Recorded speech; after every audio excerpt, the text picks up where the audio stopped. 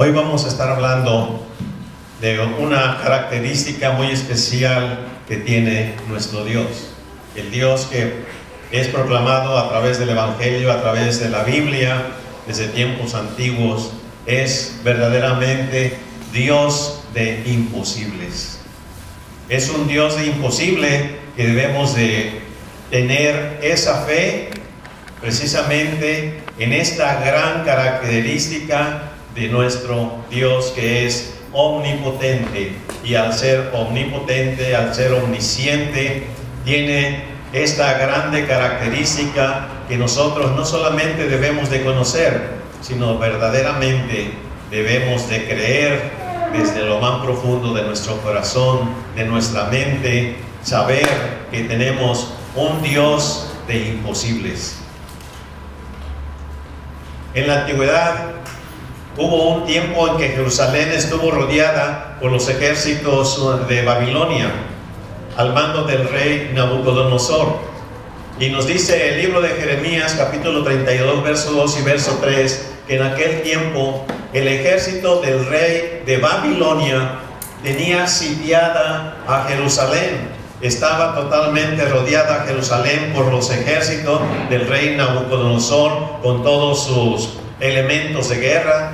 Y el profeta Jeremías se encontraba encerrado, encarcelado en el patio del rey, en la cárcel que estaba en la casa del rey de Judá, o sea, del rey de Israel. Ahí estaba el profeta Jeremías dentro de la cárcel. ¿Por qué estaba dentro de la cárcel? Porque el rey Sedequías, que era el rey de Israel, el rey de Judá, lo tenía preso por una razón, y él le reprochaba y le decía la razón por qué Jeremías, un profeta de Dios, estaba preso. ¿Por qué andas tú profetizando que Dios ha dicho esto? Voy a entregar esta ciudad en manos del rey de Babilonia y él la va a tomar, la va a conquistar. Entonces, esto está haciendo que el ejército que nosotros tenemos, dijo el rey Sedequías, el ejército del pueblo de Israel se esté desanimando, porque tú estás diciendo que Dios ha dicho que el rey Nabucodonosor, el rey de Babilonia, va a conquistar esta ciudad y ya está totalmente sitiada. Entonces esto está desanimando a las tropas y nosotros vamos a pelear contra el rey Nabucodonosor y sus ejércitos. El profeta Jeremías les dijo: Dios ha dicho, ¿quieren salvar su vida? Ríndanse ante el rey Nabucodonosor. No peleen contra los ejércitos de Babilonia. Yo lo he dicho, dijo Dios a través del profeta Jeremías. Y esto propiamente provocó el enojo del rey de Israel, que tenía la intención y el propósito de pelear y de romper el sitio que tenía el ejército de Babilonia.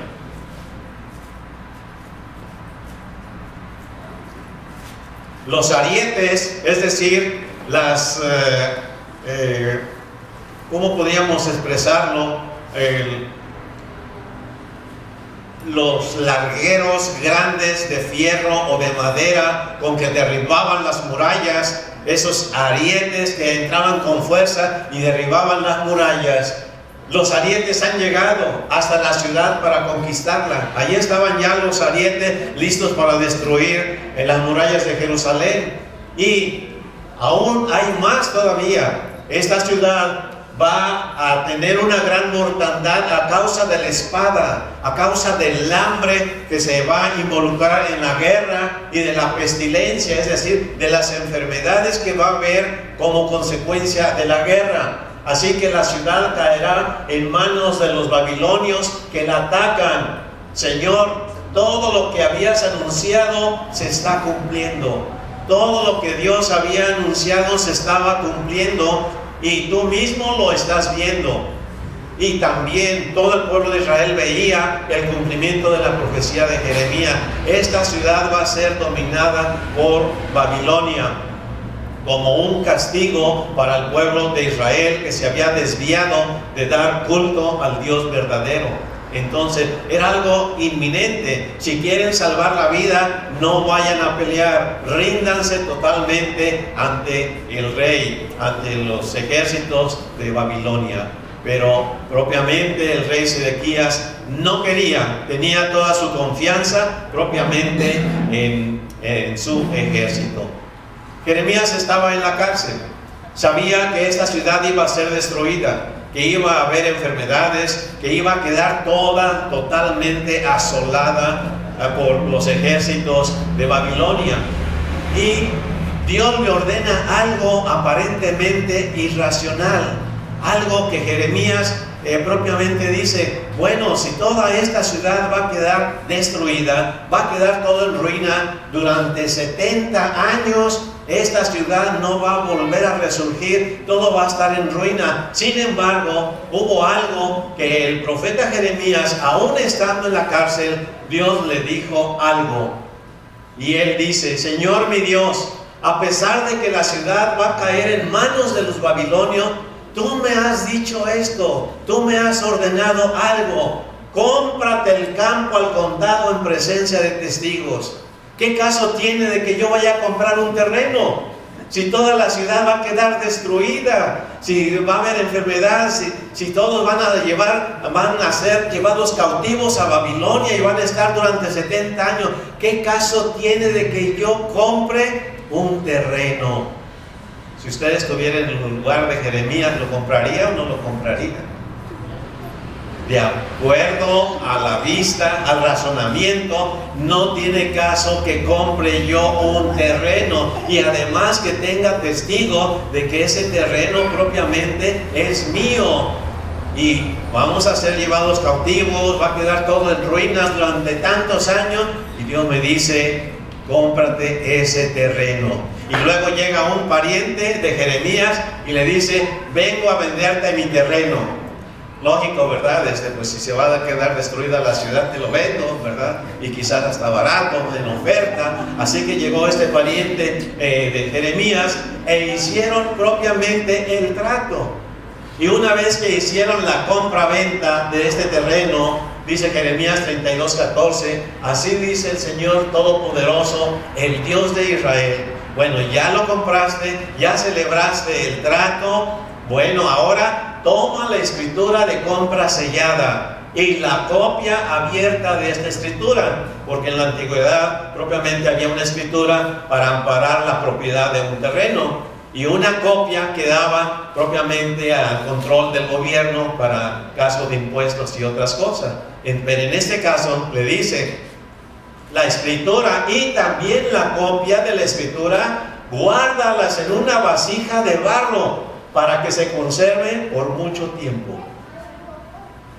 Y era la costumbre que cuando se compraba un terreno, una casa, entonces esa escritura, para conservarla bien, la metían en una vasija de barro, como especie de cantarito, y luego lo enterraban para conservarlo, lo enterraban allí en el terreno de que estaban ellos comprando. Y el Señor le dijo: entierra esta escritura, ponla en una vasija, haz un hoyo, entiérrala, y ahí queda comprobado que a través de mucho tiempo tú eres el dueño de este terreno.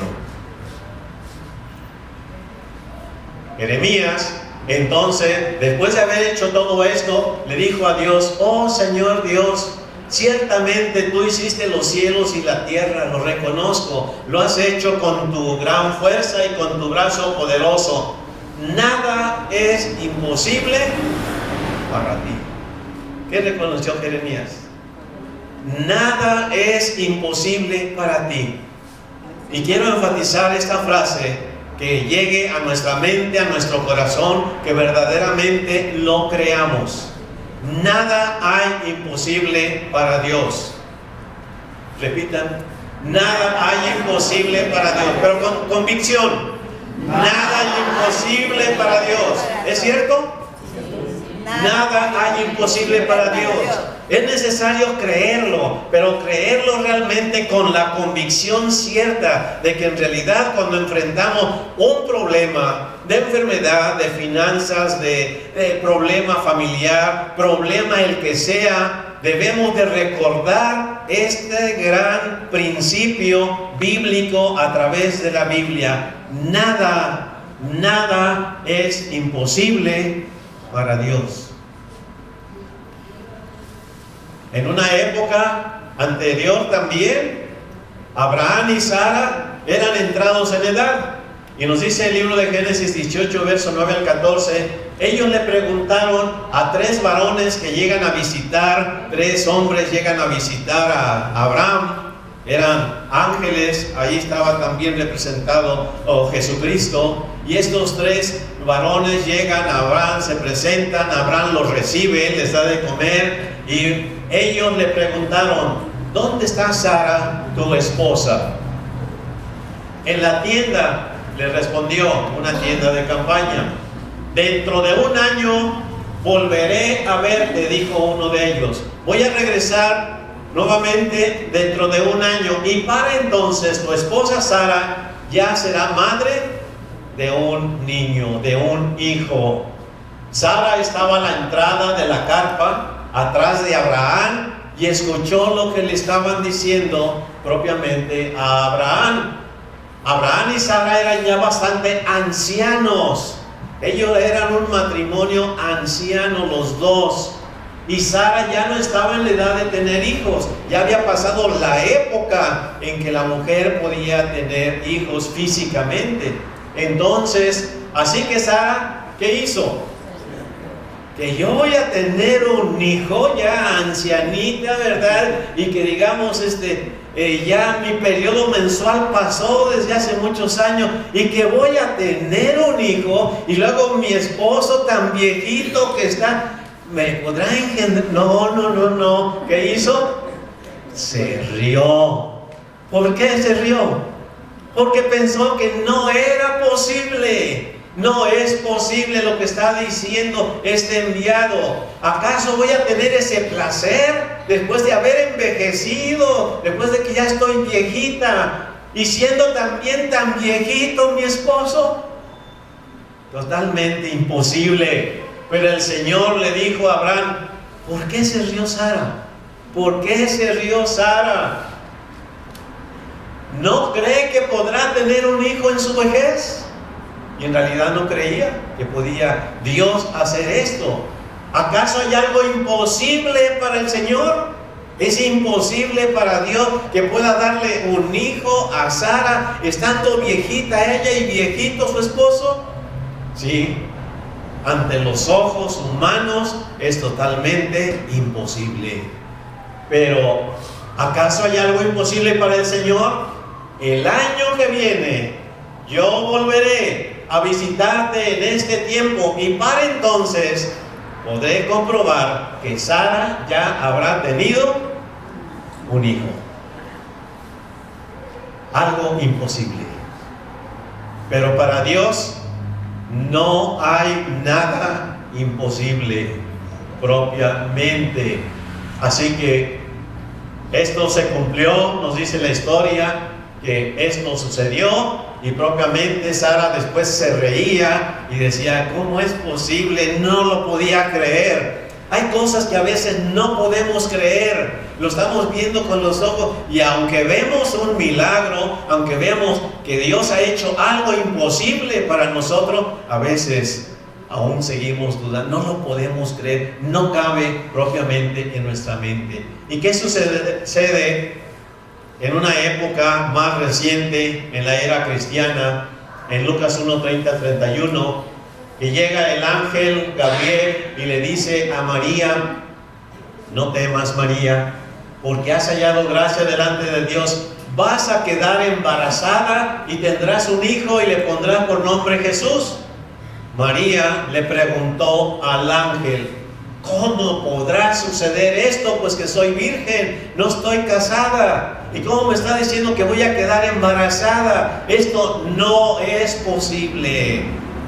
¿Cómo va a suceder esto? No hay forma de que suceda propiamente ante la opinión propiamente de la Virgen María.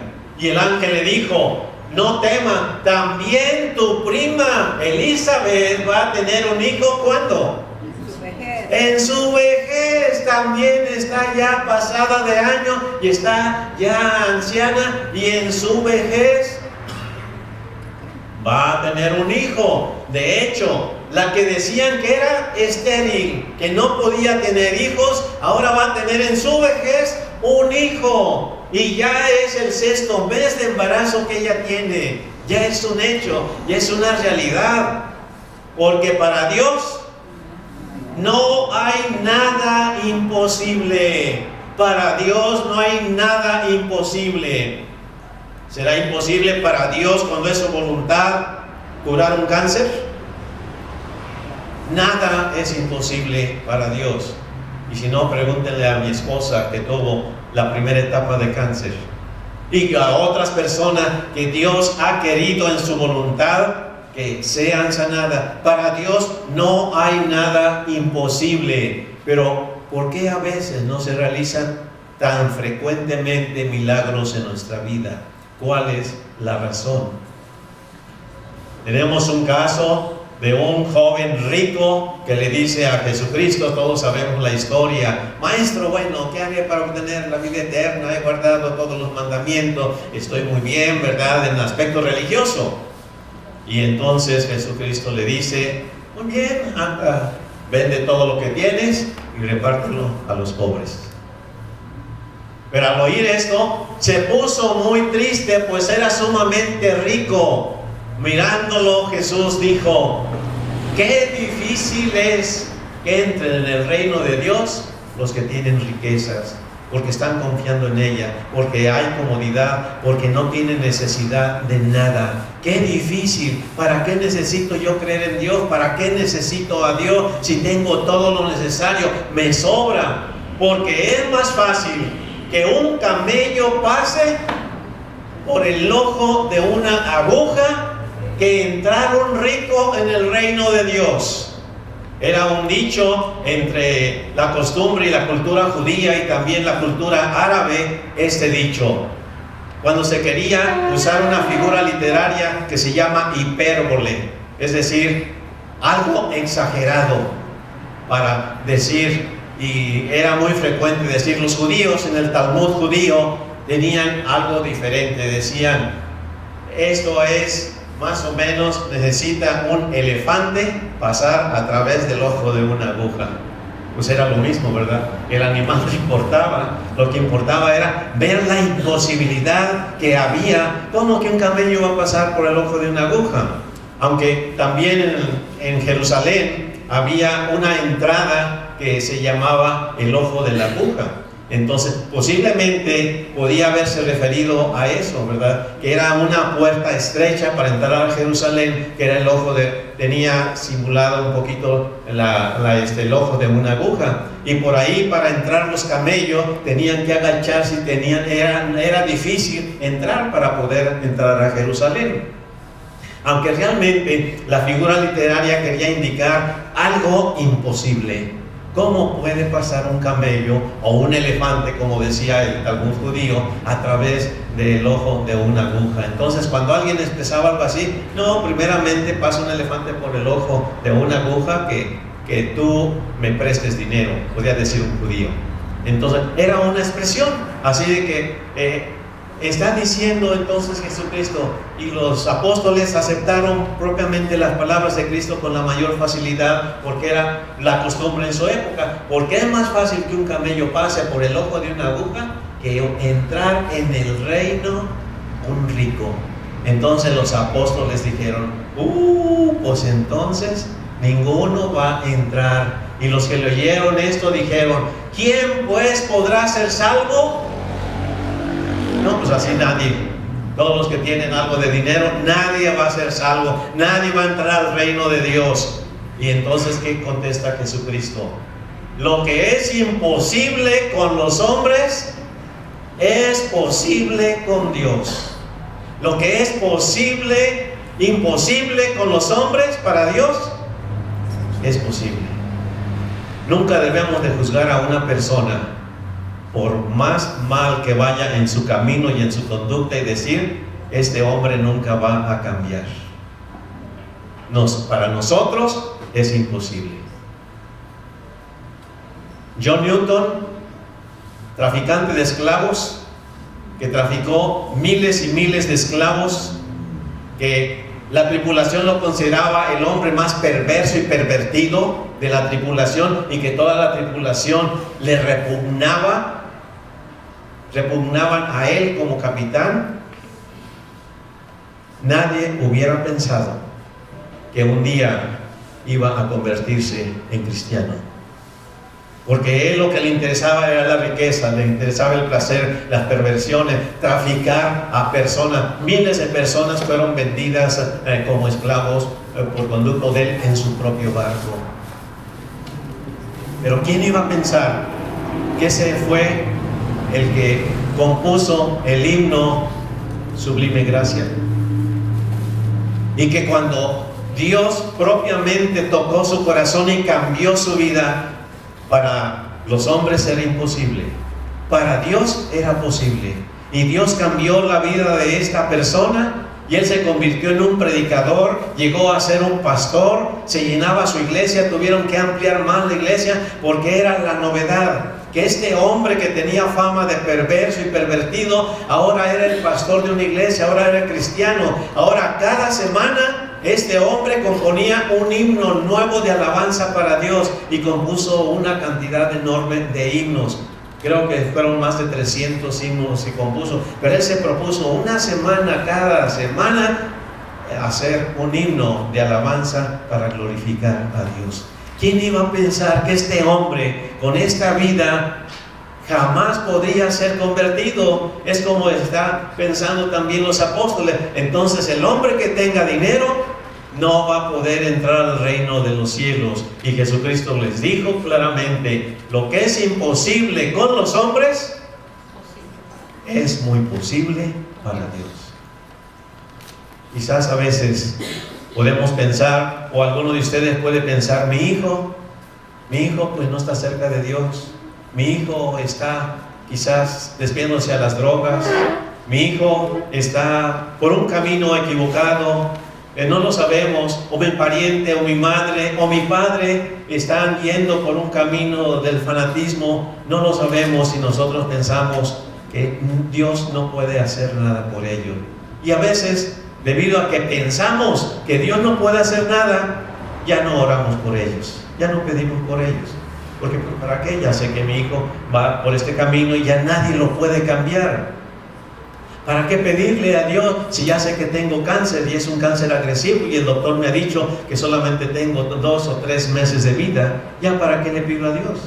Muchas ocasiones eso, la forma de ver en que nosotros vemos la imposibilidad de algo, hace que no tengamos fe en aquel que todo lo puede, que para Dios no hay nada imposible. Y hay muchos casos en que se puede mostrar que para Dios no hay nada imposible. Tenemos el caso de un hombre, de un padre que tenía a su hijo. Desde la infancia tenía un serio problema. Estaba posesionado un demonio de su cuerpo. Una cosa real. Un demonio que estaba dentro del cuerpo desde la infancia de este niño. No sabemos más de la historia, sencillamente sabemos que tenía un demonio. Y los apóstoles quisieron sacar ese demonio, quisieron expulsar, quisieron curar a este niño de este espíritu maligno, y no pudieron hacerlo. Entonces el padre quería que su hijo fuera curado, que fuera sanado. Entonces, así que lo llevaron al muchacho. Cuando vio a Jesús, nos dice el Evangelio de Marcos 9, 20 al 24, el espíritu, cuando vio a Jesús que iba a encontrarse con él, el demonio que había dentro del muchacho, hizo que el muchacho cayera al suelo, se revolcaba echando espumarajo. Imagínense ver al muchacho temblando, dando vueltas, revolcándose en el suelo, y el padre acongojado porque amaba verdaderamente a su hijo. Jesús le preguntó al padre: ¿cuánto tiempo hace que le pasa esto? ¿Cuánto tiempo tiene, verdad? Es todavía un muchacho. ¿Desde cuándo? ¿Y qué le dijo el padre? Desde niño. El padre no tenía esperanza de poder aliviar a su hijo. Quizás había ido a consultar varios médicos, psiquiatras, pensando que era un problema de locura. Pero ahora Jesucristo está enfrente de este padre, y este padre espera que Jesucristo le ayude en lo imposible que no han podido solucionar los médicos ni ninguna persona. Y el padre le dice: muchas veces este espíritu lo ha echado al fuego y al agua para matarlo, porque el demonio piensa en destruir, en acabar la vida generada por Dios. Y a veces este muchacho se arroja al fuego, se arroja al agua, queriéndose matar. Y le dice el padre a Cristo: si puedes hacer algo, ten compasión de nosotros, ayúdanos. Vean el clamor de este padre que tanto ama a su hijo y que había sufrido desde la infancia todo este acontecimiento. Si puedes creer, le dice Cristo, si puedes creer, es necesario creer. Si puedes creer, al que cree, todo le es posible. El que cree, le es posible. Al instante el padre del muchacho exclamó: sí creo, sí creo. Pero luego pensó y reflexionó: ayúdame en mi incredulidad. Muchas veces nosotros decimos: sí creo que Dios puede realizar lo imposible, pero luego comenzamos a dudar. Comenzamos a ver el ambiente, a razonar, y decimos: no, Dios no me puede ayudar. Comenzamos a dudar, y es ahí cuando le debemos de pedir a Dios, como este padre le dijo: sí creo en ti, pero por favor, Señor, ayúdame en mi incredulidad. Es decir, disipa estas dudas, no quiero tenerla. ¿Por qué? Porque a veces, tanto tiempo, tantos años de estar con mi hijo enfermo, y pues yo quiero que lo alivie. Sí creo que tú tienes el poder, pero ¿realmente será efectivo? Había dudas también en él, y él pide la ayuda a Jesucristo. Ayúdame en mi incredulidad. ¿Y cuántas veces nosotros pedimos algo y comenzamos a dudar?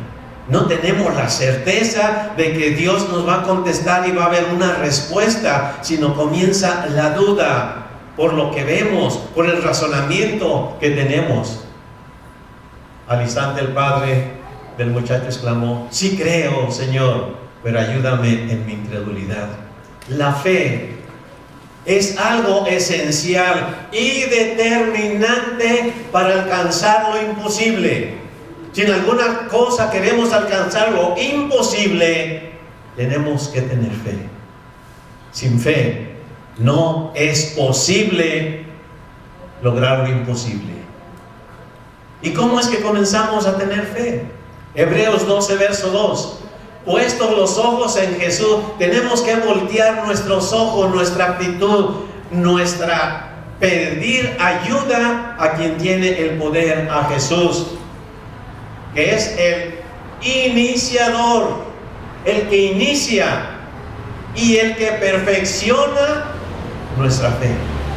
Comenzamos a creer, comenzamos a conocer a Jesucristo, comenzamos a conocer más de las cosas de Dios y comenzamos a creer. Pero nuestra fe a veces tiene altas y tiene bajas, tiene altas y bajas. Sí creo, y al ratito como que estoy dudando y no creo que Dios vaya a intervenir en mi vida. No creo que Dios me esté amando porque estoy en esta situación crítica de mi vida. Por lo tanto, no creo que Dios esté conmigo. Y entonces es necesario poner los ojos en Jesús, que es el que inicia la fe en nuestro corazón, en nuestra mente, y la perfecciona para que no haya más duda. poner los ojos en Jesús, quien por el gozo que le esperaba. ¿Cuál era el gozo que le esperaba a Jesucristo? Por el cual Él soportó la cruz y menospreció la vergüenza que significaba ser crucificado. ¿Qué gozo estaba delante de Él?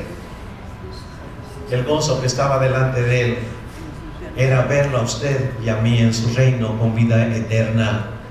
Y ese gozo tan grande de ver cómo los seres humanos pueden estar en mi reino y gozar de lo que yo gozo, ese gozo, por ese gozo soportó la cruz, menospreciando toda la vergüenza y el menosprecio que esto significaba. En Marcos, el Evangelio de Marcos capítulo 6, versos 5 al 6, nos dice: en efecto, Jesús no pudo hacer allí ningún milagro en su tierra, en Nazaret. No pudo hacer ningún milagro Jesús. ¿Que no tenía poder Jesucristo? ¿Para Él era algo imposible hacer un milagro? Sin embargo, nos está diciendo el Evangelio que Jesús no pudo hacer allí ningún milagro, excepto, es decir, solamente algo muy pequeño, no como Él podía haberlo hecho, excepto sanar a unos pocos enfermos. Solamente pudo sanar a unos pocos enfermos al imponerle las manos. ¿Y por qué no pudo sanar a toda la mayoría de los enfermos de esa localidad? Porque Cristo se quedó asombrado ¿de qué? De la incredulidad de ellos. Ni aun ellos viendo que Jesucristo los sanaba, quizás muchos de ellos pensaban, como muchos judíos: este hombre es un hechicero. Este hombre tiene pacto con el diablo y a través del diablo está haciendo estos milagros. No creían en el poder que tenía Jesucristo. Y dice claramente el Evangelio: Cristo se quedó asombrado por la incredulidad de las personas. Si esas personas no hubieran tenido esa incredulidad, ¿qué hubiera pasado? Hubiera habido más milagro, hubiera visto el poder de Dios en su vida. Pero la incredulidad es la barrera que impide que a veces lleguen los milagros, las bendiciones de Dios a la vida de un ser humano. Hebreos 11:6: sin fe, sin tener fe, es imposible agradar a Dios, pues el que se acerca a Dios tiene que creer. Número uno, que existe, que es real, que el universo no se formó de la nada, que existe un Dios poderoso que planeó con inteligencia toda la vida del universo y de esta tierra y nuestra propia vida. Y luego dos, que Dios recompensa a los que le buscan. Es decir, que cuando nosotros le buscamos creyendo en Él y sabiendo que vamos a encontrar bendiciones y beneficios de parte de Él, es entonces estamos completos. Creemos en su existencia y creemos que al acercarnos Él recompensa a quienes le buscan. ¿No es acaso Dios amor? ¿No es acaso que nos amó tanto que dio a su Hijo Jesucristo por nosotros? Entonces, ¿no quiere Él ayudarnos? ¿No quiere Él propiamente entrar en nuestra vida? ¿No quiere recompensarnos porque nosotros vamos y le buscamos? En los momentos quizás más críticos de nuestra existencia. El Evangelio de Lucas capítulo 17 versos 5 y 6 nos dice: dijeron los apóstoles al Señor: aumentanos nuestra fe. No pudimos sacar a un demonio, y Él les dice: porque no tenían poquita fe. Entonces los apóstoles le dicen: aumentanos la fe. Y en nuestra oración personal que debemos de hacer, a veces no vemos los milagros, no vemos el poder de Dios que puede hacer lo imposible en nuestra vida, porque quizás nos hemos olvidado de pedir lo más importante. Pedimos otras cosas, pedimos quizás bendiciones físicas, pedimos otras cosas, pero nos olvidamos de pedir lo que los apóstoles están diciendo: aumenta nuestra fe. Es poquita nuestra fe. Y les dice Cristo: si ustedes tuvieran fe como un granito de mostaza, y no sé si ustedes alcancen a ver la mano llena de granitos de mostaza. Si ustedes tuvieran la fe como un granito de mostaza, podrían decirle a este árbol, a este sicómoro, desarráigate y plántate en el mar. ¿Y qué sucedería? Y les obedecería. Cristo no está diciendo esto para que estén desarraigando todos los árboles y los estén cambiando y estén desorganizando todo lo que Dios organizó. Sencillamente es una figura literaria donde está diciendo, si tuvieras poquita fe, podías ver grandes milagros en tu vida. Aquí vemos un granito, no sé si lo alcanzan a distinguir, un granito de mostaza entre los dedos. Y Cristo dijo claramente, Jesús le respondió, en verdad les digo que si tienes fe y no dudan, no solo harán lo de la higuera, que él secó a la higuera porque no producía, sino que aún si dicen a este monte, quítate y échate al mar, así sucederá. Cuando en nuestra vida se presentan montañas de problemas, de dificultades, de enfermedades, de lo que sea, y que propiamente está esa montaña impidiendo que avancemos quizás espiritualmente, que avancemos en nuestra vida, es el momento en que nosotros debemos de decirle a Jesucristo, aumenta mi fe. Porque si tengo fe como un granito de mostaza, puedo decirle esta dificultad, quítate esta dificultad en el nombre de Jesucristo, y esa dificultad se va a ir. En otras palabras, se va a realizar, vamos a ver el poder de Dios activo en nuestra vida, en nuestros semejantes, en nuestros familiares. Nada hay imposible para Dios. Sin embargo, vamos a hablar también de una paradoja divina. Paradoja es algo contradictorio que encierra una verdad. Y podemos decir y podemos ver en la Biblia que nada hay imposible para Dios. Pero también tenemos que ver lo que Dios no puede jamás, nunca hacer. Lo que es imposible para Dios. Nada es imposible para Dios. Aquí está la paradoja. Las ideas contrarias que encierran una verdad. Nada es imposible para Dios, pero existen cosas imposibles que Dios jamás podrá hacer. ¿Podrá Dios mentir o engañar? Jamás. No está en su naturaleza. Jamás podrá Dios engañarnos ni mentirnos.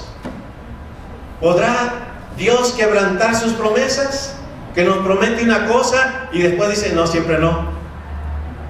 Jamás. Es algo imposible para Dios quebrantar, violar, olvidarse de una de sus promesas. ¿Podrá Dios amarnos menos? Nos habla en toda la extensión de lo que Él es, el amor.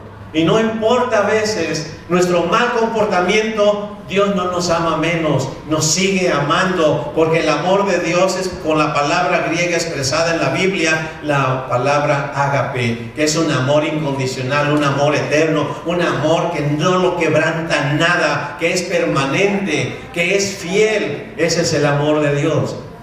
Y a veces hay personas que porque su conducta fue deficiente, cayeron en pecado, piensan, ahora Dios ya no me escucha, ahora Dios está alejado de mí, ahora Dios me ama menos. No, Dios jamás dejará de amarnos menos de lo que nos ama.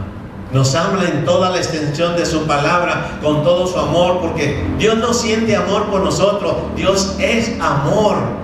Dios es amor y se dio a sí mismo a través de la cruz del Calvario. Dios no puede cometer pecado. Dios está contra el pecado, pero Él está santo, Él está limpio.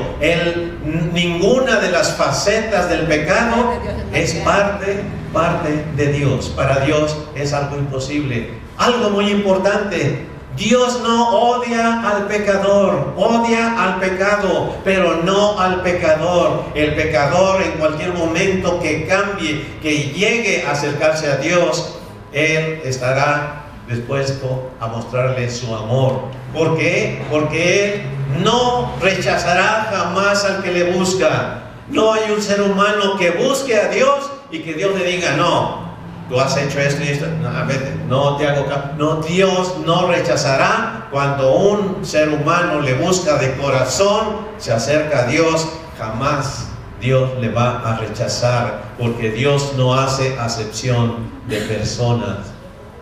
Y también algo también imposible para Dios: Él no va a conceder todas las peticiones que nosotros le hagamos. Es algo que debemos de reconocer. Como usted, como padre, cuando su hijo pequeño le pide algo, no, por amor a Él, no le dará todo lo que le pida. Por amor a Él. Muchas ocasiones Dios nos contesta, pero la contestación de Dios es: no te lo doy. ¿Por qué? Porque te va a dañar. Porque quizás no es el tiempo ahorita apropiado. No te lo doy. ¿Por qué? Porque yo estoy viendo tu vida, no solamente esta vida corta que tú tienes, estoy viendo tu vida, cómo va a ser en la eternidad. Dios lo ve en un panorama más completo del que nosotros vemos. Nosotros vemos solamente con vista corta lo que ven nuestros ojos, nuestro razonamiento. Dios ve más allá de lo que nosotros vemos. Sus pensamientos no son como nuestros pensamientos, y en muchas ocasiones nuestra petición Dios nos va a decir no, no porque nos odie, no porque nos ha dejado de amar, sino porque ve que no es lo mejor para nuestra vida física, para nuestra vida espiritual. Dios lo ve desde todos los ángulos de una panorámica, y en muchas ocasiones nos va a decir no. Y debemos entender que cuando Dios nos dice no, no es porque se haya acabado su poder, no es porque Dios se está debilitando, sino porque sencillamente el amor de Dios es el que dirige siempre su poder para hacer los milagros y hacer lo imposible. Nada hará Dios que vaya contra su naturaleza divina. Jamás. Él seguirá siendo siempre su naturaleza divina, llena de amor, llena de gozo, lleno de paz, llena de tolerancia, llena de templanza, de control. Ese es el Dios de los imposibles. El Dios que puede hacer realidad aquello que nosotros creemos que es imposible, que no es posible para nosotros lograrlo sencillamente. El consejo final: mantengamos. Hay que mantener ardiendo la llama de la fe. Que nadie apague esa llama de fe.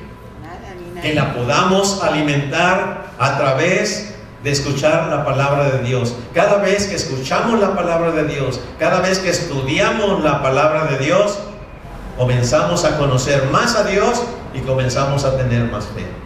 Porque la fe viene por el oír. Cada vez que conocemos más acerca de la vida de Jesucristo, cada vez que le amamos más a Él, la fe va siempre acompañada del amor. Dijo Pablo: si yo tuviera toda la fe que pudiera quitar esta montaña y echarla al mar, pero no tengo amor, ¿qué dice Pablo? Nada soy, nada vale. Es que la fe debe de ser conducida por el amor. Las peticiones que nosotros le hacemos a Dios llenas de fe deben de llevar el ingrediente número 1, amor. El amor va unido a la fe. Fe en Dios, pero llenos de amor hacia Dios. Que nadie, no permita usted, que nadie nunca apague su fe. Con razonamientos, con lo que sea. Porque Dios está arriba del razonamiento. Dios hace lo imposible, así como lo hizo en Abraham y en Sara. Razonablemente, físicamente, era algo imposible. María quedó embarazada. Razonablemente, físicamente, era imposible que esto sucediera. Para Dios no hay imposibles. Entonces, debemos de pedir a Dios como aquel padre del hijo endemoniado: sí creo, Señor, pero ayúdame en mi incredulidad. En otras palabras, ayúdame, perfecciona mi fe, de tal manera que pueda yo ver milagros en mi vida y pueda ver lo imposible, lo que pienso que no puede ser realizado, lo puedan contemplar mis ojos, porque Dios es una realidad llena de poder. Oremos, hermanos. Padre santo y bueno, queremos implorar, Señor, tú que has iniciado en algún tiempo lejano, iniciaste nuestra fe y comenzamos a creer en ti.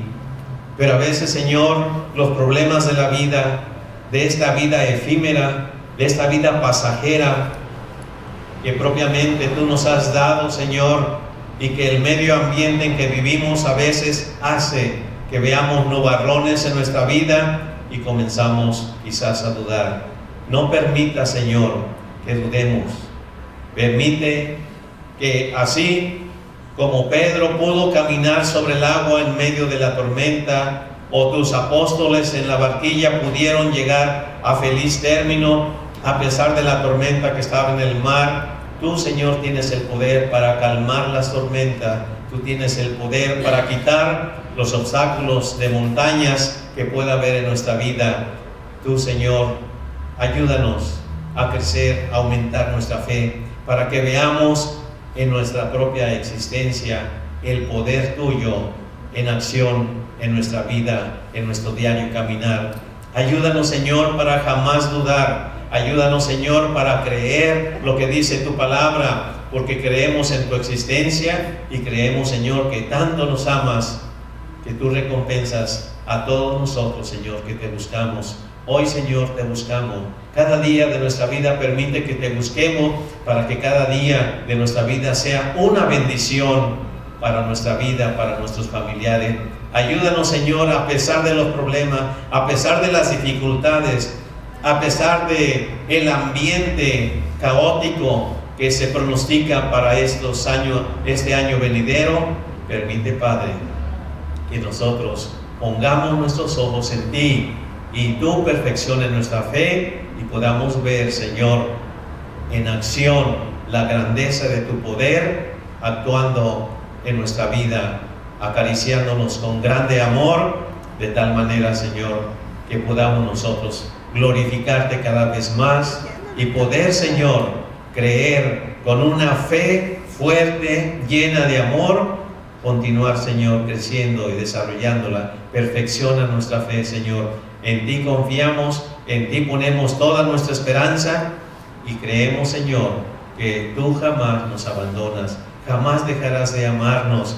Gracias, Señor, porque nos amaste tanto que diste la vida de tu Hijo Jesucristo, porque tú eres el Dios de los imposibles.